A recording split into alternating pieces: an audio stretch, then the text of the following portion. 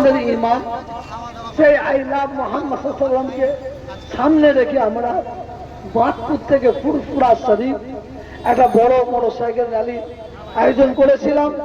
আমরা সাকসেস হয়েছি।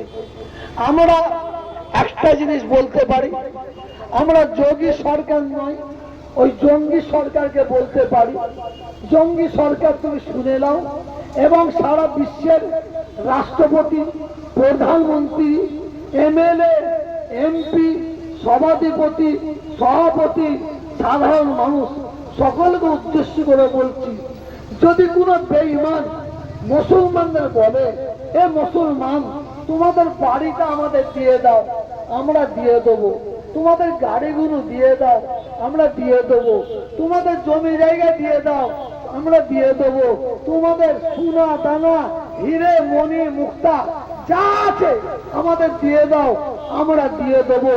তবে প্রত্যেকটা বেঈমানকে জানিয়ে দিতে চাই, তারা যদি বলে এ মুসলমান তোমাদের ঈমানটা আমাদের দিতে হবে, আল্লাহর কসম খেয়ে বলছি, যারা এই ধরনের কথা বলবে বুকে লাথি মেরে তাদের পাঁজরটা আমরা ভেঙে দেবো।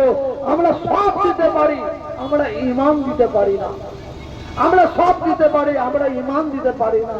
সারা ভারতবর্ষে যত রাজ্য আছে, হিন্দু মুসলমান শিখ ইসাই ঐক্য একতা ভ্রাতৃত্ব ভালোবাসার রাজ্যের মধ্যে 1 নম্বর রাজ্য যেটাকে দিতে হবে তার নাম হচ্ছে পশ্চিম বাংলা। এই পশ্চিম বাংলার মুখ্যমন্ত্রী সম্প্রীতি ঐক্য ভ্রাতৃত্ব মুখ্যমন্ত্রী, এই মুখ্যমন্ত্রী আমাদের পাশে আছে, বাংলার মানুষের পাশে আছে।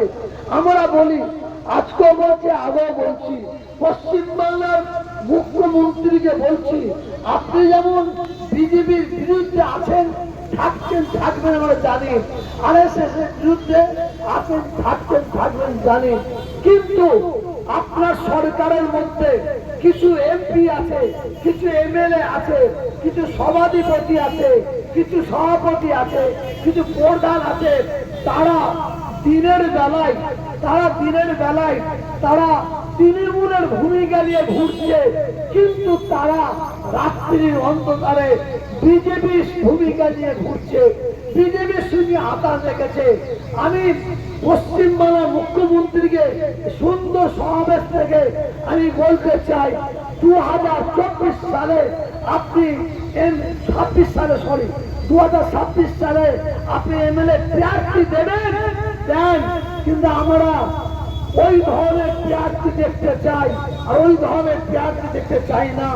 যাদের মন মানসিকতা হবে হিন্দু তাদের আমরা চাই না, যাদের মন মানসিকতা হবে মুসলমান আমরা তাদের চাই না, যাদের মন মানসিকতা হবে মানুষ এই ধরনের আমরা প্রার্থী 2026-এ দেখতে চাই। আমরা পশ্চিমবাংলার মুখ্যমন্ত্রীকে অনুরোধ করব, সাম্প্রদায়িক সম্প্রীতি ধরে রাখার দায়িত্ব আপনারও যেমন আছে, আমাদেরও তেমন আছে, কিন্তু আপনার দলের মানুষ কিছু এমএলএ এমপি আছে, তারা দিনের বেলা যে ভূমিকা নিচ্ছে, রাতের বেলা সেই যে ভূমিকা নিচ্ছে, এটা আপনাকে একটু দৃষ্টি আকর্ষণ করার জন্য আমি আপনার কাছে অনুরোধ করব। সব শেষে বাংলার জাতি ধর্ম বর্ণ নির্বিশেষে প্রত্যেকটা হিন্দু মুসলমান শিখ ইসাই ভাইদের কাছে আমার অনুরোধ, আমরা বাংলায় যেভাবে হিন্দু মুসলমান শিখ ইসাই মিলেমিশে ছিলাম, আছি, থাকবো, আমাদের মাঝে কিছু সাম্প্রদায়িক দল তারা আগুন জ্বালাবার চক্রান্ত করছে, আমরা হিন্দু মুসলমানে হাতে হাত রেখে তাদের বিরুদ্ধে আমরা গর্জে উঠব। আমরা আজকের সবাই শপথ নিলাম। আসসালামু আলাইকুম।